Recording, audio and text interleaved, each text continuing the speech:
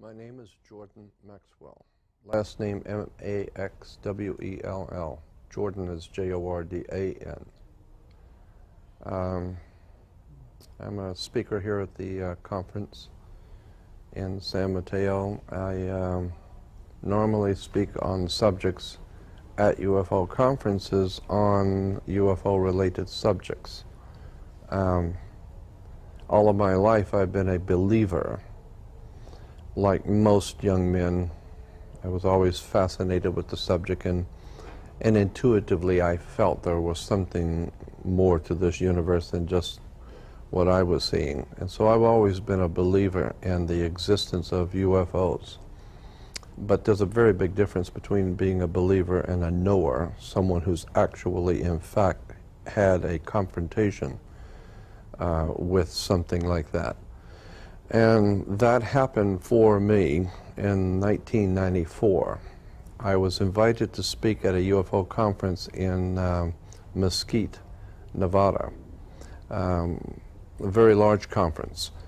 And afterwards, I was driving back on a Sunday morning with two friends, and we decided just before we got into Las Vegas to drive up to Rachel, Nevada, which is just north of Las Vegas, about 130 miles. And it's the site of the famous Area 51. And we had never been there. The three of us had never been there, heard about it. And Joe and Pat Travis, the owner of the Little Ailey Inn, the big restaurant motel, they knew me from my radio shows and videos, etc., but they had always invited me to come up, but I never did. And so we decided on a lark just to turn around and rather than coming back to LA, we just decided to go up to Little Ailey Inn. So we drove up there and had a delightful time meeting with everyone. And then that night, when they were closing the restaurant, I asked Joe and Pat, the owners, where do we go to see UFOs? Where do all the tourists go? And Joe said, well, you actually don't have to go anywhere. Just sit out on the parking lot, and if they want to find you, they will. And so Pat said, well, if you want to go where everyone else goes, you go right back on the highway and turn right and go south all the way back to Las Vegas and go 20 miles. At the 20-mile mark, pull off and you will see a big mailbox.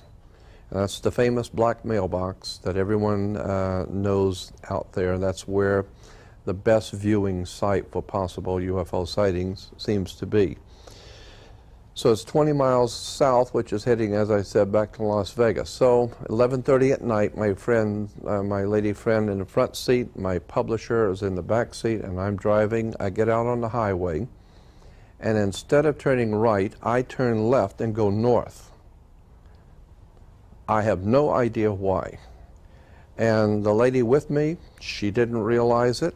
Paul Tice, my publisher, he didn't realize it. We're driving north like we knew what we were doing. And we got to the 20-mile mark north, which Rachel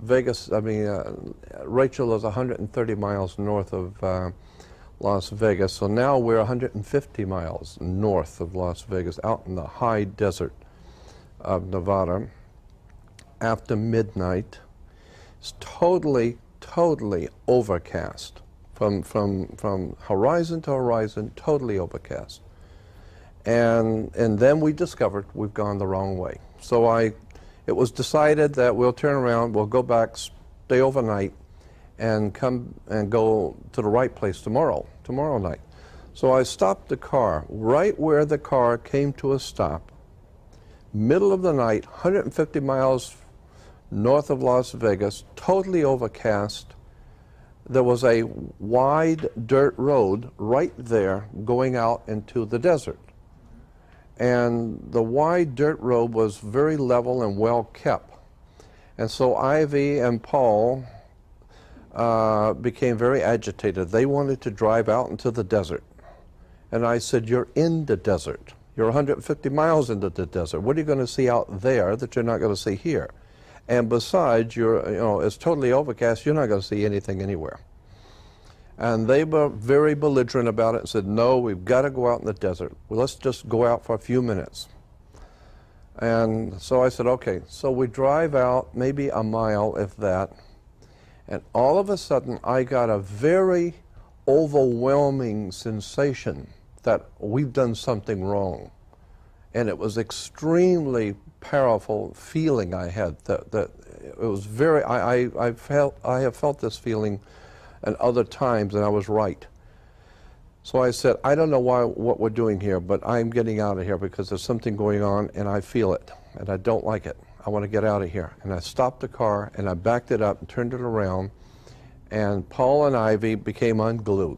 They absolutely wanted to get out for a few minutes. And I said, I don't want to stay here. There's something going on here, and I don't know what it is, and I don't like it. So Paul and Ivy talked me into it to at least stay for a few minutes. I said, all right, but if I get in this car and the engine starts, you better be in the car because I'm serious, I'm leaving. So, and I was on edge. I got out, we shut the car, we shut the lights off in the car. I don't know if you've ever been on a desert where there was absolutely no light. It's total black.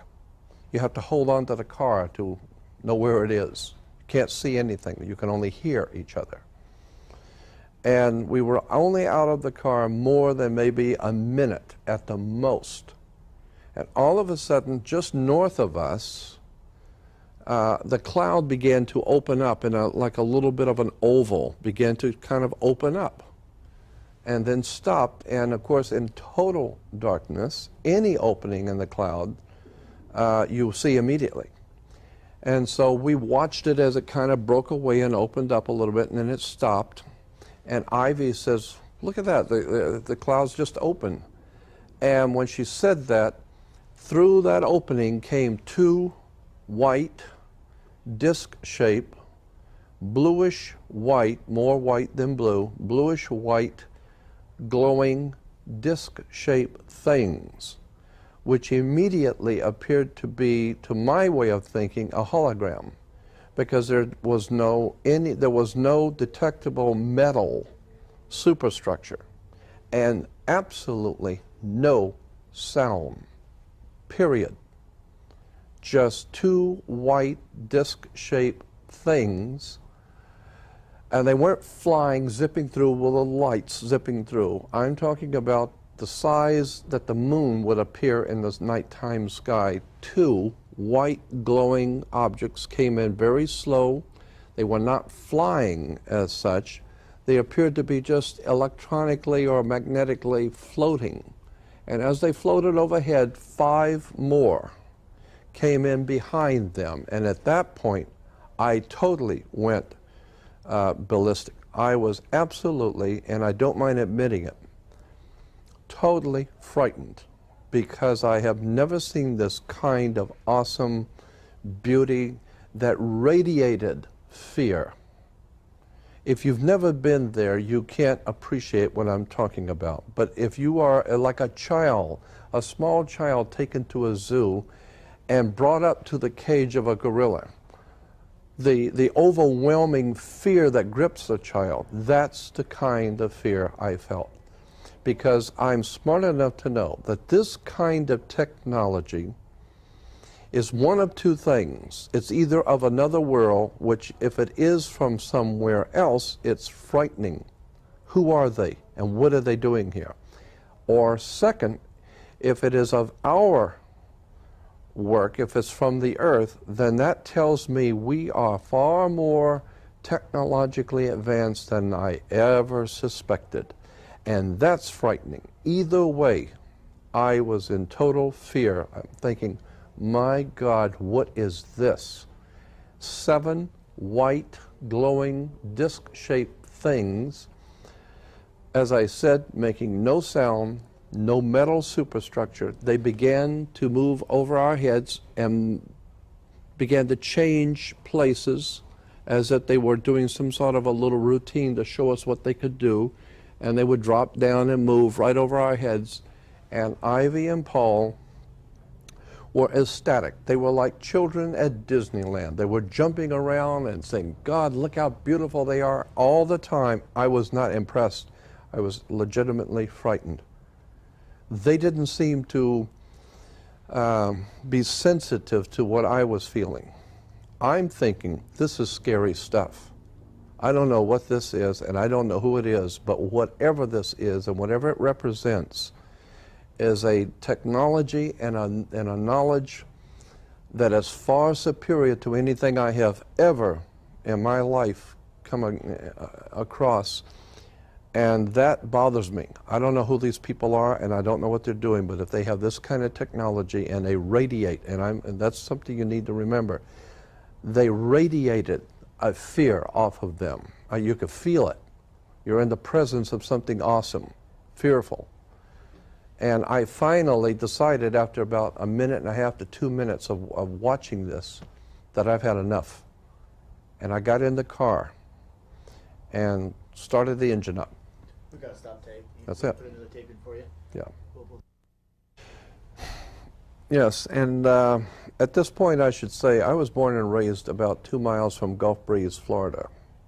And I grew up from about the age of 7 or 8 having otherworld experiences. All of my life I have been involved in otherworld experiences for whatever reason. And I have experienced many things as a teenager and as a child and even in adult years that were just startling things.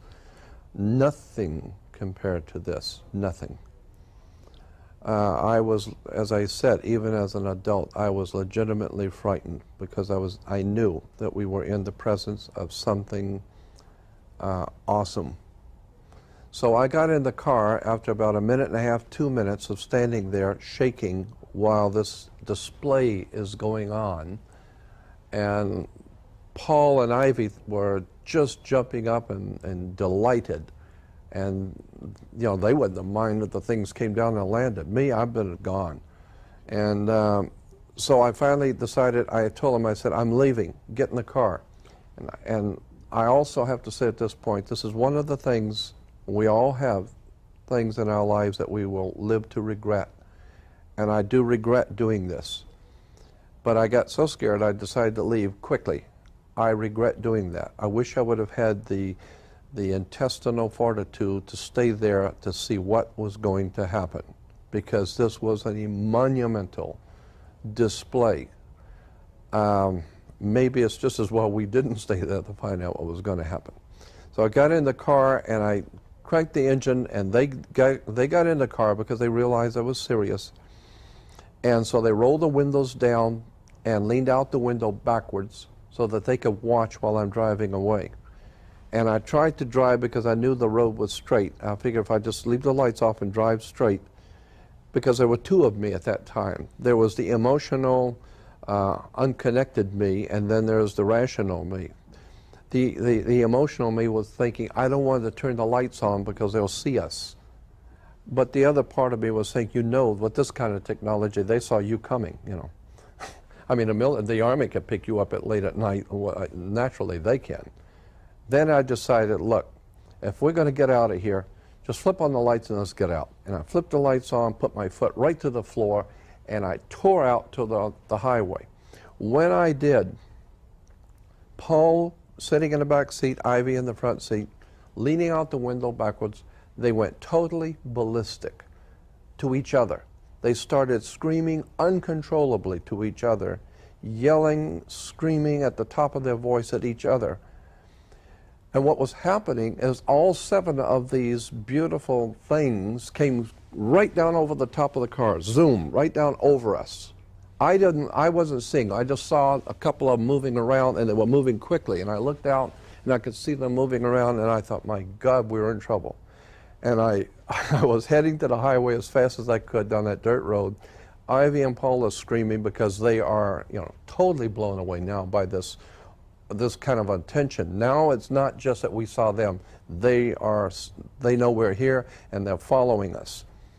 I hit the highway. Just before the highway, I started slowing down because I was doing maybe 80 or 90 miles an hour on a dirt road. and I saw the highway coming up, so I slowed down quick enough because I didn't want to overshoot it and really wreck the car. And when we hit the highway, I turned the car and it skidded onto the highway, and I threw it in park, shut the lights off immediately, and jumped out because I felt safer on the highway. I'm not on military property. I just felt safer. We're on the highway now. We jumped out, all three of us, and the seven of those saucer-shaped things, no sound again, they had stopped about 2 blocks back, about a block and a half to 2 blocks back, and had already begun to go back out into the desert, like they had chased us away, and now they're going back out into the desert, and all of a sudden they went just like this into the clouds, but gone. We stood out on the highway 12:45 to 1 o'clock, totally overcast, totally dark, the lights on and shaking, and there were all kinds of emotions being displayed. There was, I can't tell you the kind of silliness and craziness that was going on between the three of us. We all three, it began to occur to us what we had been involved in and how severe and frightening this thing really was. So, of course, driving back to the hotel and the motel, we're shaking, and we're trying, and the question of the hour was, whose technology did we witness tonight? Was it ours or theirs? Unanimous. We all agreed this is not human. It may be human built, but the knowledge that it took to do this was not of our originality. I should explain too that when we were speeding back out to the highway, Paul and Ivy were getting the show. They were watching it. They were telling me that what the 7 of these disc-shaped things were doing, they would come together in a circle without touching each other, but all of this in a second. They would come together in a circle and blow out into a 7-pointed star, come together in a circle, blow out into a 7-pointed, back and forth, and they followed us out at 90 miles an hour. They were doing that, following us out just that way, just that quick. That kind of technology we don't have, to be able to put into a perfect circle, block out into and follow you out. At first, when I first saw these things, I thought it was a hologram. But the light reflecting off of these, or emanating from these objects, reflected on the clouds above them. At this point, I today do not know what it was in fact that we saw. But when we got back to the hotel, the motel that night, we decided to stay overnight, of course, and so going into the motel that we were staying at, you walk directly into the bathroom. When you walk through the door, the bathroom's in front of you, and there are 2 bedrooms, one on each side. One had 1 bed, one had 2. I was not about to sleep by myself that night, so I talked Ivy into sleeping in the room with me, and Paul could have the other room. I said, you go over there and sleep by yourself. So we laid in bed talking about what did we see tonight. And we pretty well had decided that it was not of this world. Finally, when we fell off to sleep, the next morning, I got up late. I went over to the restaurant. Paul and Ivy had already gotten up and gone over to the restaurant, and they were having breakfast and talking to the townspeople. And they had a big group of people around the table, and they were talking about the experience. So when I walked into the restaurant, I thought that what they were talking about is the experience the 3 of us had had the night before.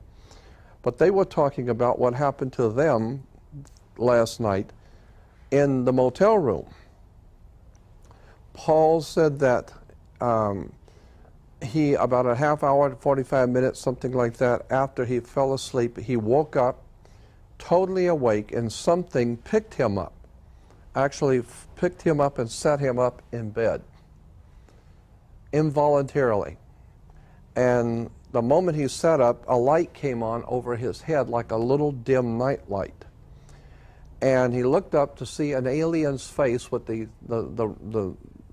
typical alien's face with the bubble eyes, but it was glowing and you could see through it. You could see the ceiling through it as if it were a hologram of some kind.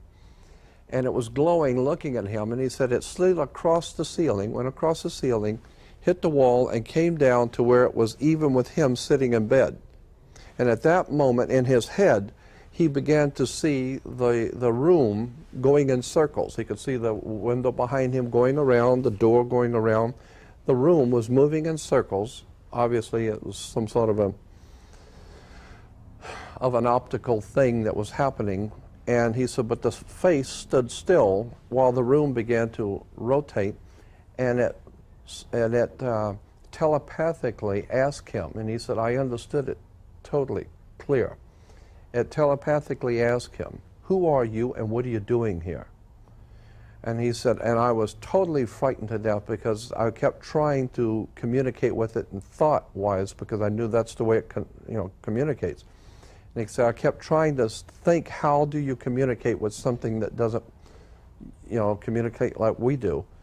And he said, and then all of a sudden in his mind, he began to see his whole life going backwards quickly. I've heard that this happens when you are dying, as you see your entire life go by you. He said, I saw everything in my whole life go by me quickly.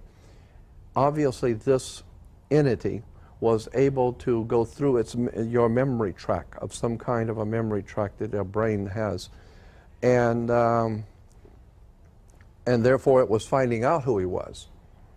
And then it said to him telepathically, you're all right, you're okay. And then it went through the wall, everything stopped, it went through the wall and disappeared. But Ivy, in my room, was laying so that she could see the door, and she said she saw the glowing on the wall, but she couldn't tell what the light was because it wasn't very bright. And she said, but when she opened her eyes to see the glowing of the light in Paul's room, which was the face on the wall, a little red, tiny little red dot of light came through Paul's room and came in and hovered over her.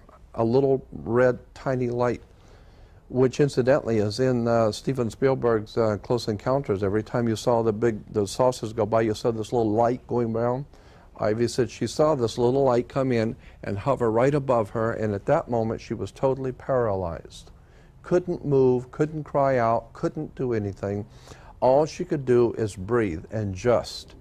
And she said she laid there totally paralyzed, looking at this light, and when the glowing went through the wall, that little red light went out and followed it.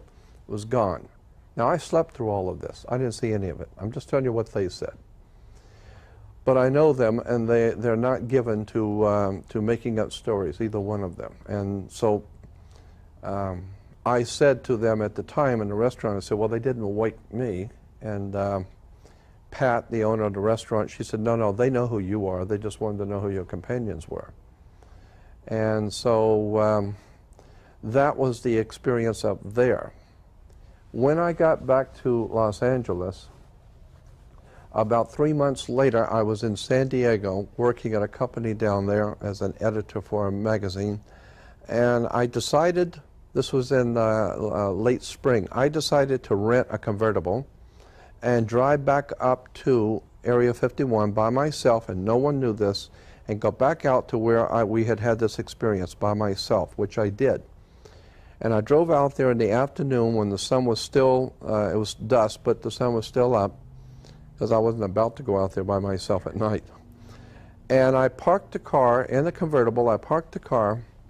I sat on the back hood with my feet in the back seat, and I said to them, I said, look, I know you're here, okay? And I want you to know that I don't mind doing whatever it is I'm supposed to do. If I've got a destiny in life or a mission or whatever it is, I don't mind doing it. But if it has something to do with you, then I'm going to ask you for two favors. Do not abduct me, because I don't want to go anywhere. And don't frighten me in my bedroom. I don't want to wake up and find something in my bedroom I can't handle, okay? So don't mess with me, and don't scare me to death, and I don't want to go anywhere. But if I'm supposed to do something, if there's a divine plan of some sort where I'm supposed to play, then open the doors, show me what I am to do, and leave me alone. And I thanked them, and I got back in the car and drove back, and that was it.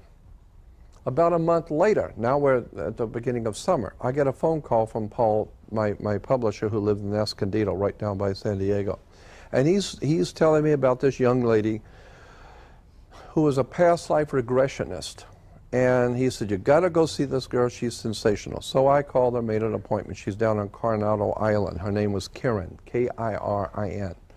And I went down to see Kirin, and she, being a very spiritually inclined, past life regressionist type of person, she has you lay on the table and take your rings off and your watch, and she's setting up the candles and lighting candles and doing some sort of a little ritual thing. And I'm just laying there watching her. I mean, Paul says she's great. We'll find out. And she's talking to someone, and I'm laying there watching her, and she's talking to someone. And I said, who are you talking to? And she said, oh, I'm talking to your friends who brought you here. And I said, oh, okay. Brought me to your house? She said, no. Your friends who brought you to the earth. You've come here from another place, and they have brought you here to do something. I said, I've often wondered about that. Where did I come from? I mean, really, what am I doing here? And she says, well, and I'm just telling you what she said. She said, they are Pleiadians, and they have brought you here to do something. And you are ultimately going to be a emissary, was the word, an emissary for them. They're going to channel through you. They're going to use you, and they will speak through you. And they have been preparing you for many, many years. I said, oh, okay. I don't know. And then she goes on lighting some more candles, and then she starts talking again, and then she's laughing. And I said, what are you laughing at? And she said, oh, they told me something funny about you. And I said, what? And she said, they said that about a month ago you drove up to see Joe and Pat up at Little Alien in a convertible you rented, and you sat on the back of the hood with your feet in the back seat, and you told them you didn't mind doing what you're supposed to do, but you didn't want to be abducted or frightened in your bedroom, and they thought that was funny. Now, at that moment, I became very disorientated. I said, whoa, nobody knew I did that. No one knew I did that. I didn't tell anyone. And she said, yeah, they knew. She said, they're telling me you went back out there because you didn't want to go out there at night because they scared you the last time. But that you went out there and sat on the back of your car, and they thought that was funny. And I said, why would they see humor in a human being frightened? And she said, because if you knew who you really were, you know, that would sound kind of silly. And so I respected that.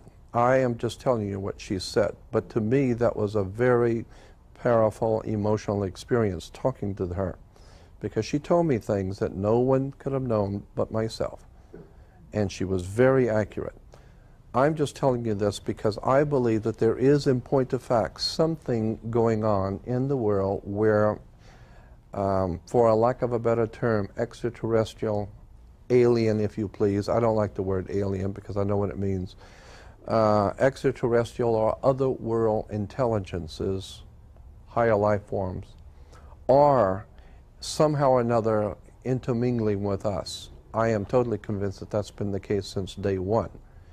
I have become obviously more convinced now. This is merely one experience of about 20 on that same level that I have had, which continues to drill home the point to me that there is some sort of a higher intelligence watching us. Who they are, I have my own suspicions. And speaking of that, in your research, have you found any evidence of this throughout history, religion, or writing, yes, or archaeology? Yes, and it did not start, this kind of ideas did not start with von Däniken or my friend, some of the other authors like Zecharia Sitchin. There are many good and profoundly great authors writing on this kind of subject, but it didn't start with them. If you go back into the Bible, into the Pentateuch, the first 5 books of the Hebrew Bible, in Genesis is just filled with such stories of angels. As a matter of fact, in Genesis 18, there was a story, a very famous story in the Jewish tradition about Abraham was visited by three men, and it says three men come walking up into Abraham's camp, and Abraham went out and met them and asked them to stay for dinner, the scripture says. And the three men said no, they were in a hurry to go somewhere on business, and the scripture says that he insisted that they at least stay for dinner. So they said, all right, but make it quick. So the wife, Sarah, fixed dinner for them. After eating, they thanked him for his hospitality, and the scripture says in Genesis 18 that the three men thanked him, got up, and excused themselves and went off. And it says, this was the Almighty God, the Creator, with two accompanying angels. Now, they looked like men. They sat down and had dinner with you. They got up, they thanked them and walked off, and this was the Almighty God with two accompanying angels. I don't know, I wasn't there. This is what the scripture says. Then also in Genesis, there is a story of Lot in Sodom and Gomorrah, where some angels came to visit him, and it says the homosexuals in that town, the scripture said, thought that these were handsome, extraordinary, good-looking men. There are other stories in Genesis and in the Bible about angels who forsook their proper dwelling place and took on human form and started messing around with women. And the Bible says, along with many other holy writings of the ancient world, talk about aliens who took on human form, not just in the Hebrew tradition, but many of the ancients had the same kind of stories, where alien life forms, angels if you please, took on human form and began to mess around with women and got them pregnant.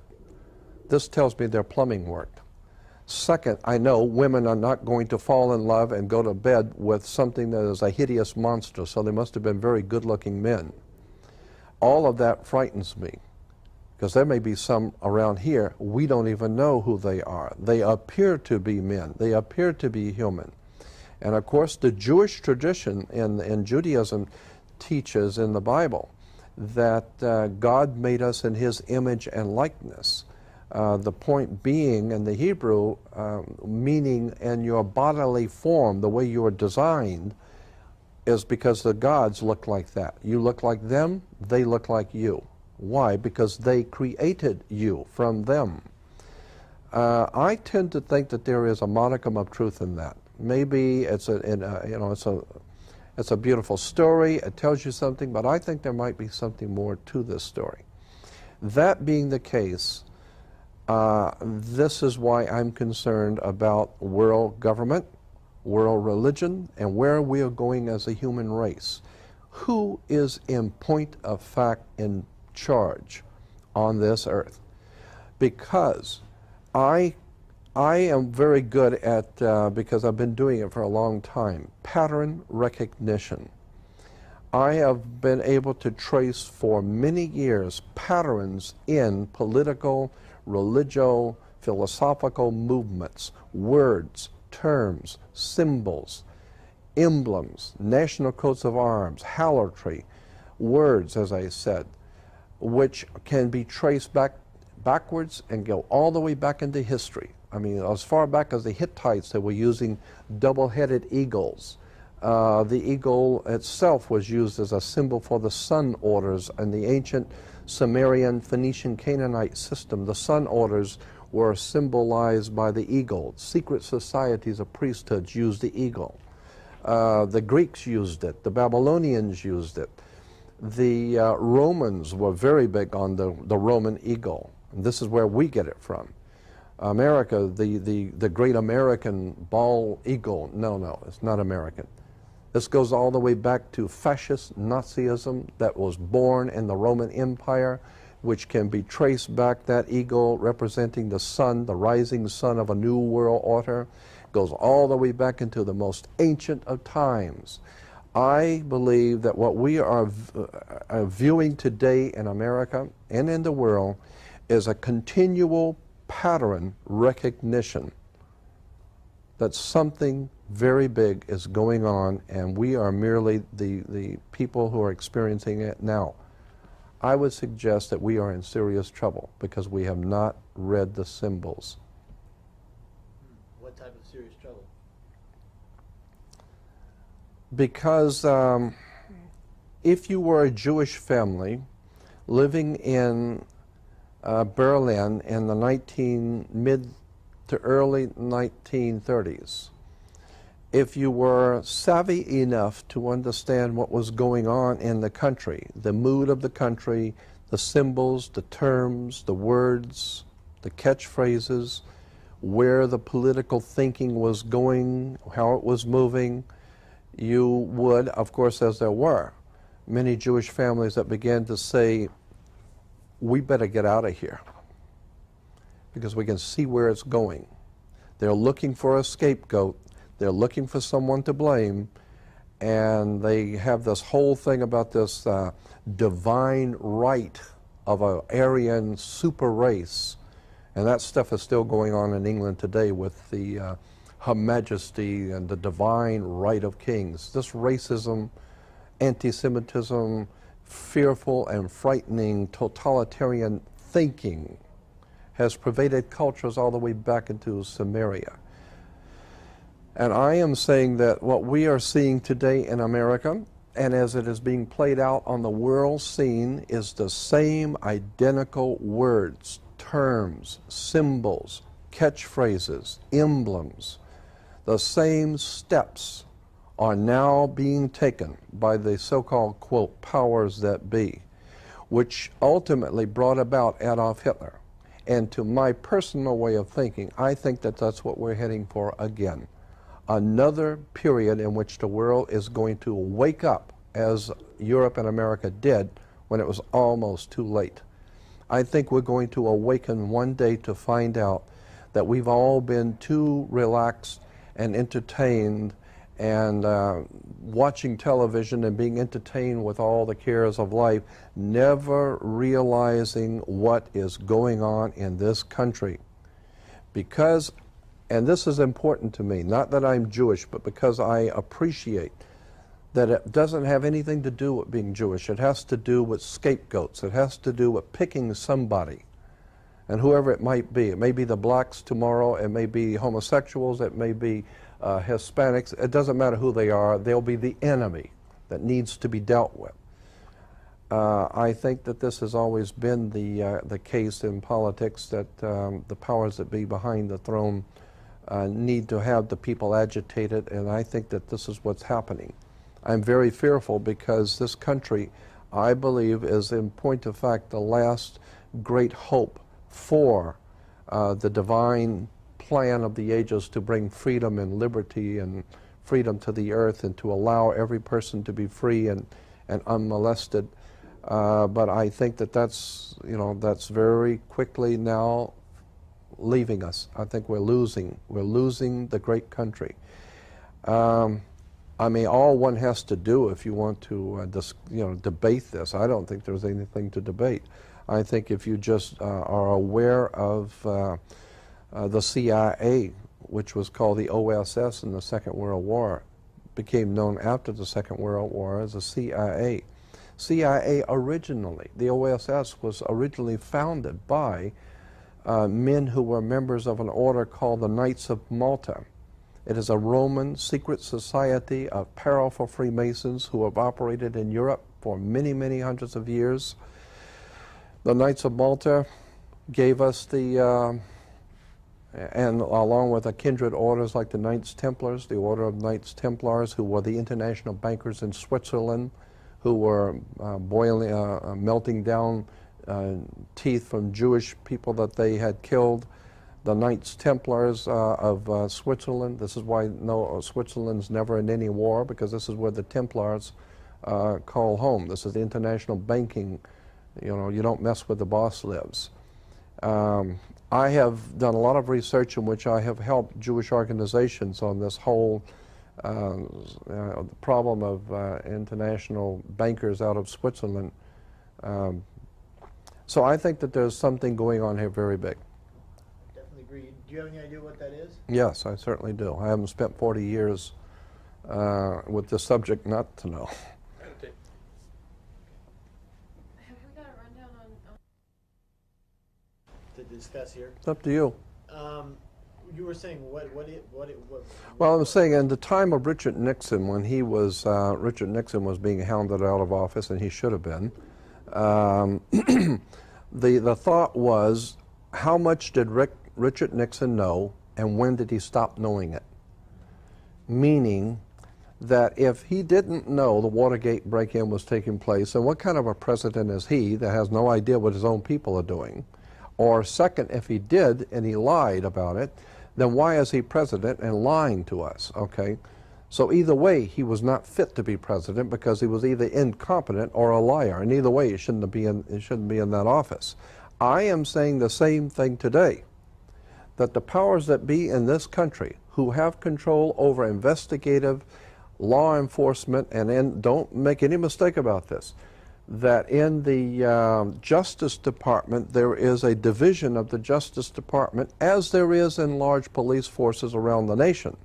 There is a department called the Department of Criminal Conspiracies Division. The Criminal Conspiracies Division of the Justice Department is there because there is, in point of fact, sometimes existing in this country criminal conspiracies. That's why you have a Criminal Conspiracies Division. I am saying, would it be considered a criminal conspiracy for individual corporations and companies and large banking institutions in America to put together the money and the technology and the raw materials to build Adolf Hitler's Nazi Germany? Would that be considered a criminal conspiracy? Because in point of fact, Adolf Hitler's Nazi regime was built by American know-how, American money, General Motors, Ford Motor Company, General Electric, DuPont. You go down the line, all the major corporations in America were with Adolf Hitler in business. That's where he got the money. Because the German people were starving after the First World War. They were actually, in point of fact, starving in the streets. Their money was totally worthless. They had signed an armistice, and Germans don't usually give up in a fight. They had no alternative. They were totally broke with no food, no ammunition, and they gave up in the First World War. Then comes this madman named Adolf Hitler, and he's talking about how we need to clean this situation up and get back on top again. And before you know it, he's starting to put people to work. There's money coming in, building Volkswagens and highways, and all of a sudden, about 10 years later, Germany becomes the most militaristic, most professionally trained, highly trained, well-fed, most highly equipped standing military organization in the world, with their ships on the high seas, tank fleets, submarine fleets, rockets, standing armies throughout the world. They frightened the entire world. Where did they get the money? Somebody better trace the money, and they're going to trace it right back to New York City, Chase Manhattan Bank, Morgan Guaranty Trust, Citibank in Chicago. They're going to trace it back to all of the major financial institutions in America. They're going to trace back General Motors, Ford Motor Company, Chrysler, General Electric, Union Carbide. Go down the line, all of the major corporations in America knew who Adolf Hitler was and what he was going to do, and they were supplying him with money, materials, logistics. They built Adolf Hitler's Nazi Germany here in America.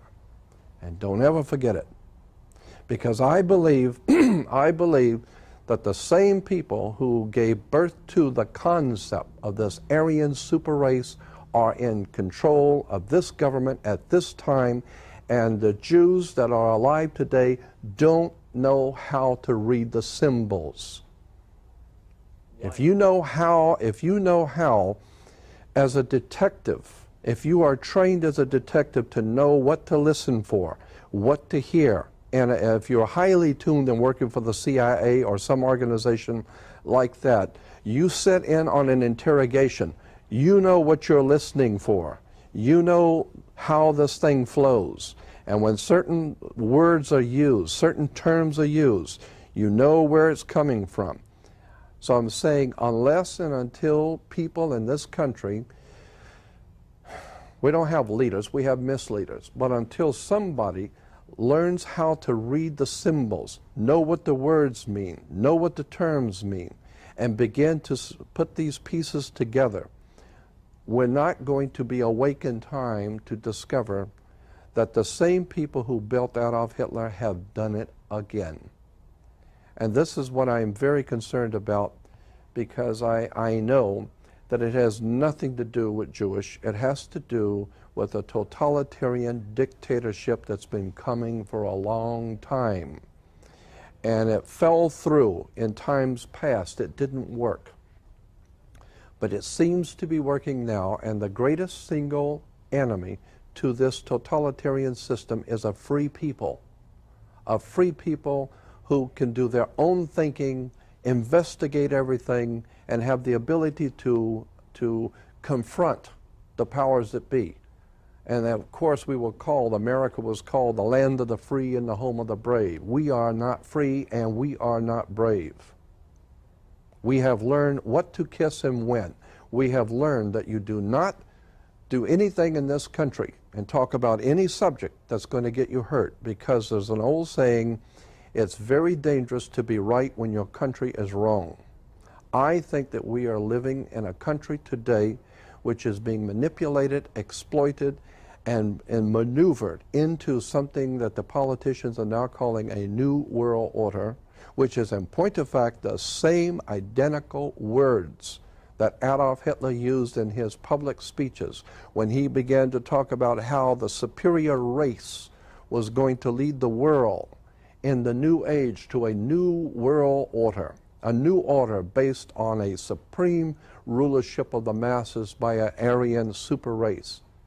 And this is the same words that the President of the United States, congressmen, and all of the so-called elite in this country are using, the same Nazi terms, the same fascist terms. As a matter of fact, if you recall, and you might not recall, but there will be many in the audience who will, that the symbol for fascism, if you go back to a law dictionary and look up, or in any dictionary, and look up the word fascism, which is the concept of world totalitarian state, the symbol for fascism is a fasci. A fasci in Rome was a bundle of sticks tied together with a hatchet head. It was called a fasci. And today, on both sides of the presidential podium, where the president gives his State of the Union message, you will see it nightly on television, that room. Somebody's always making a speech in that room. The next time you see that room where the Congress and Senate meet, and you see the presidential podium, look on both sides of the podium. Don't look at the dunce talking. Look at the symbols on both sides of the podium where the president stands, and you will see fascis. Write to the Department of the State Department, and have them send you back something in an envelope, and look at the seal of the State Department. Two fascis crossing. That is a very ancient Roman Nazi fascist symbol, the crossing of the fascis. That is the symbol for the United States Senate. And today we're seeing synagogues being burned, Jewish people being shot by some lone crazy assassin. Make no mistake about it, there is no such a thing as a lone crazy assassin. There is an underlying, all-encompassing anti-Semitism which is growing in this country, and it has nothing to do with the American people, because generally speaking, the American people don't have brains enough to figure this out. There are some very evil people who are at the reins of government in this country, and unless and until somebody starts reading the symbols and understanding where this stuff comes from, we're heading for another Nazi Germany, and I don't want to see that happening in this country.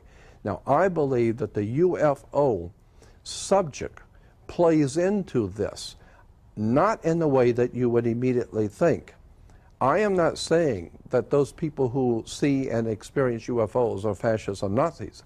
I'm saying that I think that the technology which we are now calling the UFO experience, could very well be some extremely articulate, intelligent masterminds, and make no mistake about it, Nazi Germany had them. I mean, we went to the moon with good old American ingenuity, like Dr. Werner von Braun and all the other Nazis that were brought here under Operation Paperclip. God, if we only knew how much of our country is run on the whole pattern of Nazism. I mean, the very reason why a child gets vaccinated. All of these symbols and emblems are in hospitals, doctors' offices, government buildings. The story is just so amazing, and this is why it works. Because 99 and 9/10% of all of the American public have no idea in the world where any of this has come from. And they're going to wake up, as I said before, and discover we are in serious trouble. Because whoever has this kind of technology, and it's there, because I've experienced it, if it's from another world, that these UFOs are from another place, that's frightening. Because I don't know who they are, and I don't know what they've come here for. Or if some very highly technically brilliant, gifted, evil minds have taken this kind of technology and reversed engineered it to use it today, and therefore what we're seeing today is Nazi UFO technology. If that be the case, I am still frightened to death, because it implies we don't have anything to match this kind of technology, and anyone who does is going to be our masters. And America has always had enemies. And this is a whole story we could go into as to where Nazism really came from, and trace that back into Europe, and trace that back into the church, and trace the church history back to the 3rd and 4th century. Now you're getting into the secret societies behind the Roman Empire who used the swastika. All of a sudden there's a whole world of knowledge that people who are well informed, and who need to be, and of course this kind of information usually is considered to be a need to know information, and you don't need to know. I think it's time that America needs to know who is behind this UFO technology, where is it coming from, because it's legitimate and it's real, and I can show you positive proof that this kind of knowledge and this kind of technology was being worked on by the best minds that Adolf Hitler had working for him. And today, they are in America. They do motion pictures and television shows on this kind of stuff about Operation Paperclip. There were rat lines.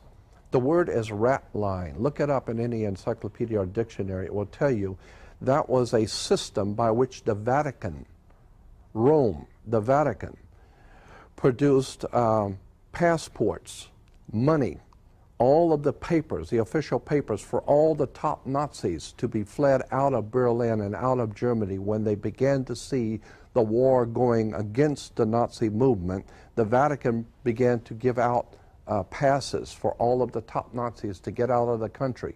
And they were sent to Uruguay, Paraguay, into South America, Mexico, into Washington, D.C. if they're really smart.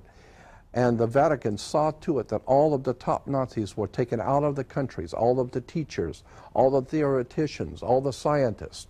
And today, happily, America is on top in a dog-eat-dog world because we got the best Nazis in the world working for us. Again, I'm saying you better do your homework. We are in serious trouble. This kind of UFO technology, which I told you about, represents, in my mind, a very serious threat to all of us.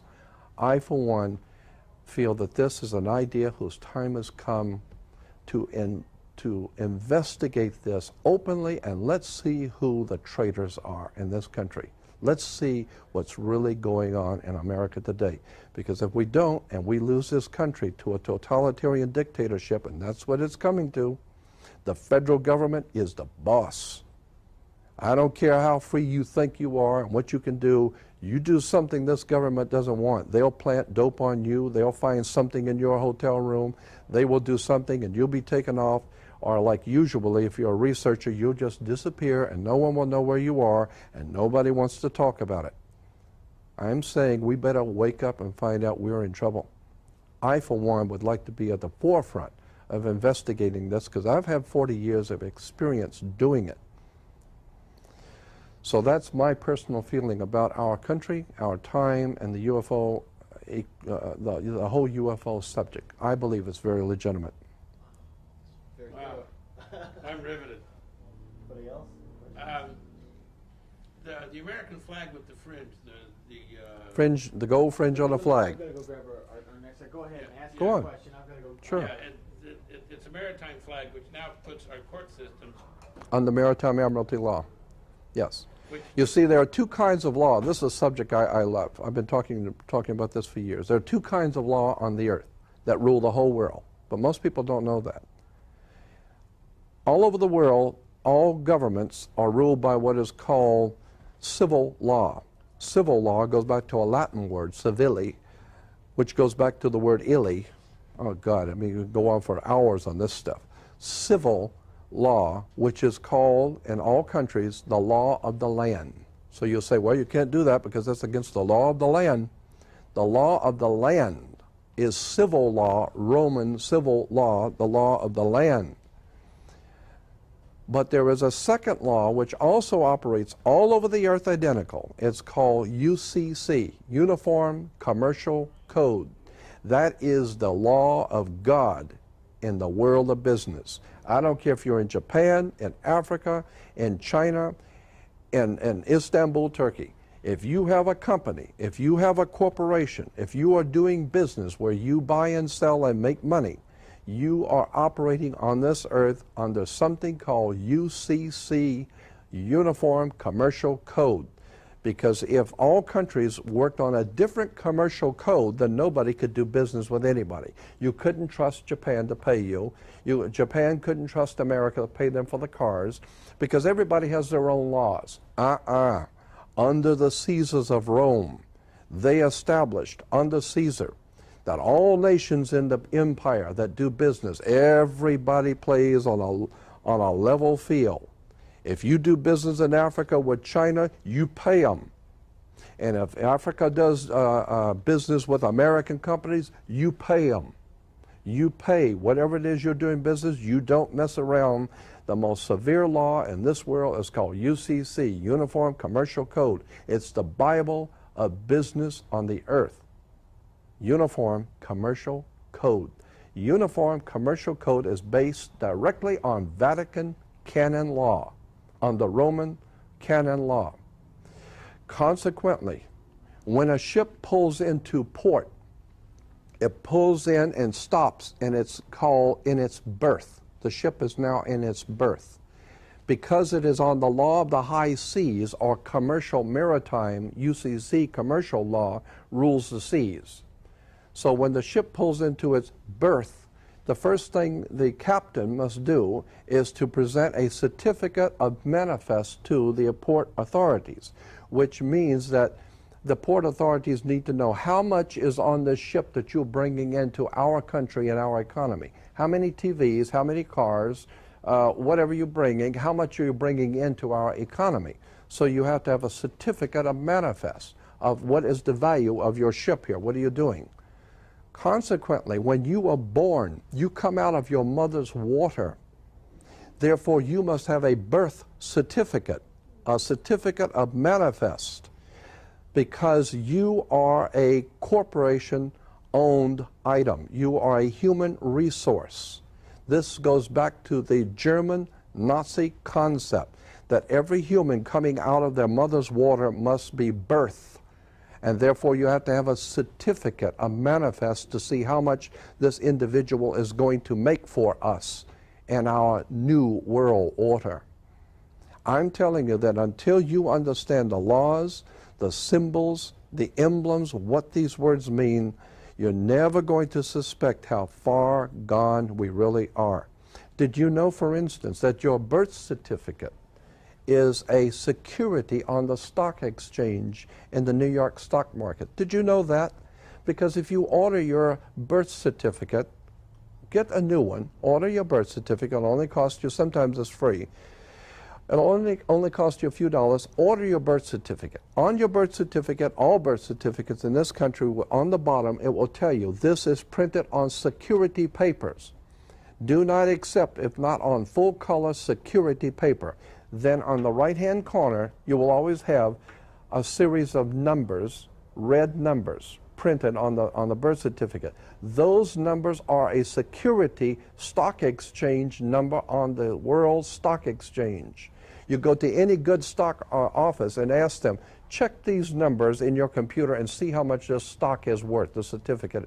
And they will check it on the New York Stock Exchange and find your birth certificate is a stock on the stock exchange in America. Why? Because you are worth money to the international bank that bought you in 1930. We need to wake up.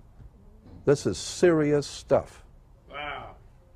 That's great. This is fascinating. You live in Los Angeles? Yeah. Mhm.